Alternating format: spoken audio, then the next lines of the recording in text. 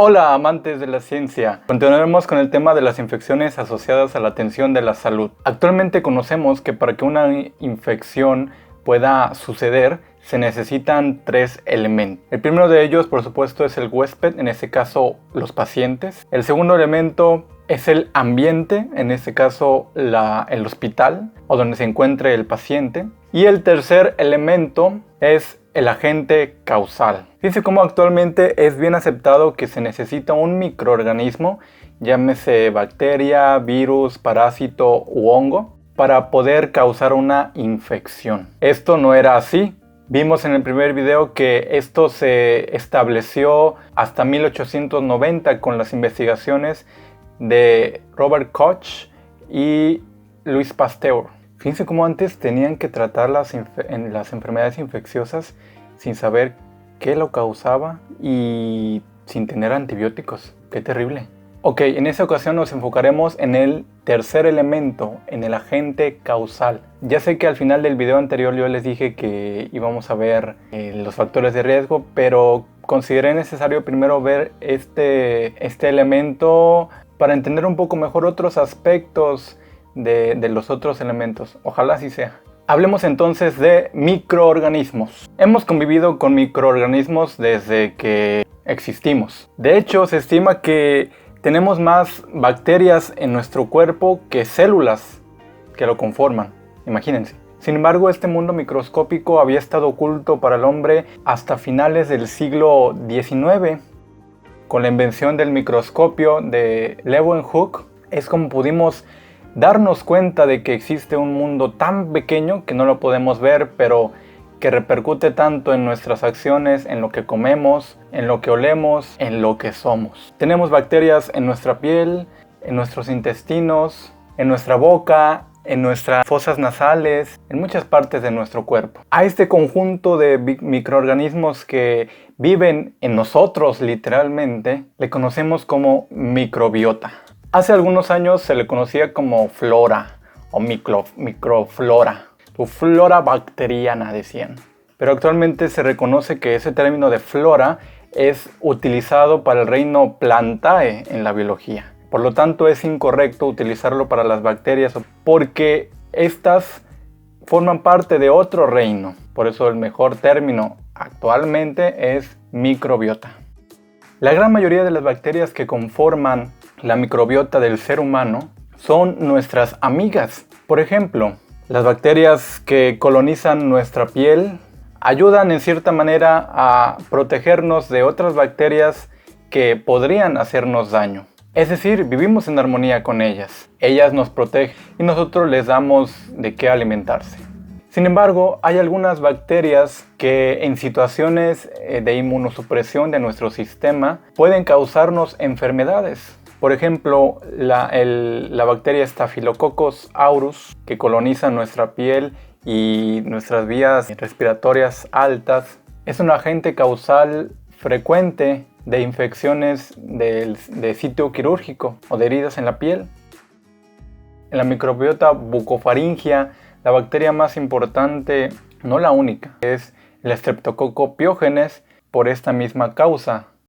En la microbiota intestinal hay más variedad de bacterias que son clínicamente importantes. La familia predominante son las enterobacterias, que su nombre viene de entero, que significa intestino, y bacteria, pues porque esos son enterobacterias. Las enterobacterias más frecuentemente aisladas de casos clínicos de infección son Escherichia coli, Klebsiella pneumoniae, Acinetobacter baumannii, Enterococcus fecalis, Enterococcus faecium, etc.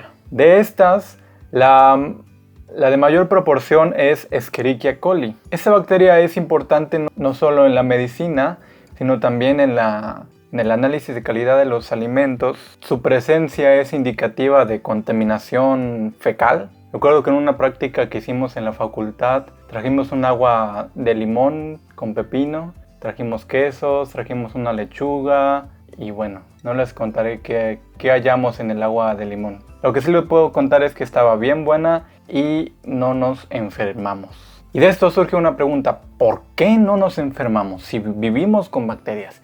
Si tenemos bacterias dentro de nosotros, si aquí en nuestra mano tenemos miles, millones de bacterias, ¿por qué no nos enfermamos? Bueno, hay diversos aspectos que considerar. El primero de ellos podría ser que se necesita ingerir una cantidad de bacterias para poder enfermarse. Cada bacteria, cada especie tiene esta cantidad especial, específica. Hay bacterias que que se necesitan cantidades muy pequeñas, por ejemplo 200 bacterias para lograr causar la enfermedad, como Shigella.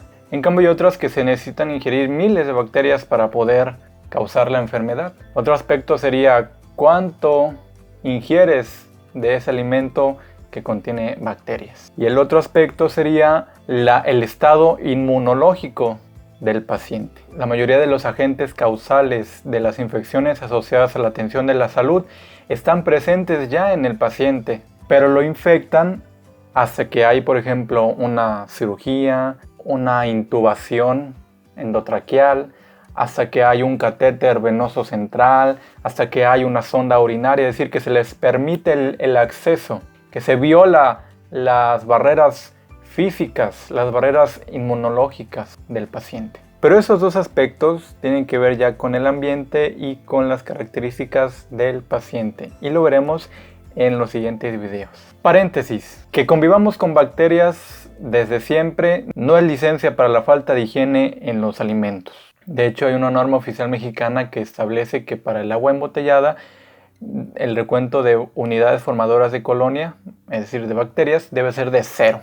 Es decir, no debe haber ninguna contaminación en el agua potable. Para los alimentos, para los vegetales, se realizan pruebas microbiológicas de inocuidad de estos alimentos. Y bueno, el tema de la microbiología de los alimentos es extenso como para hablar en otras series de videos.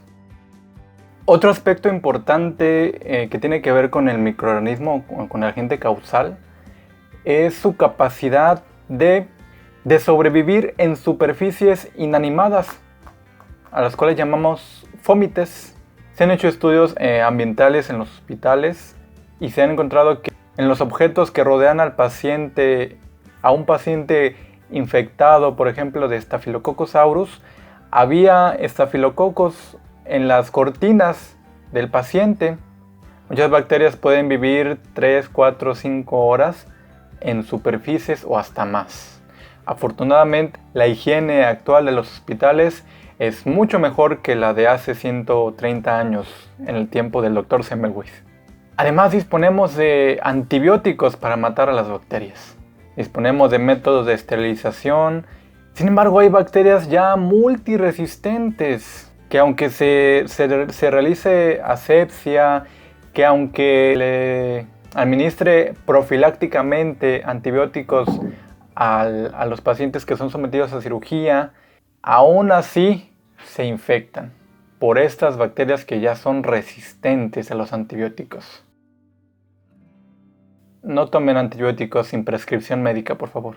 La mayoría de las infecciones respiratorias en la comunidad son causadas por virus, no por bacterias, así que de nada sirve que estén tomando antibióticos.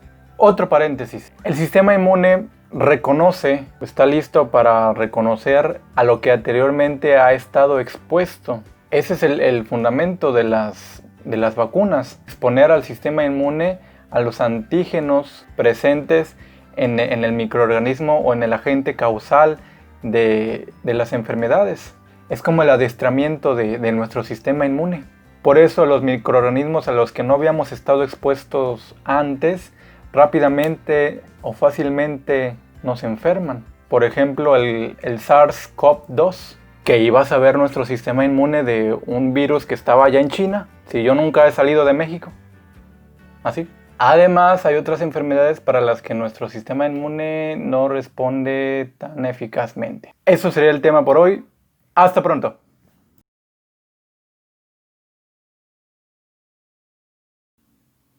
Me engañó, mi celular no estaba grabando.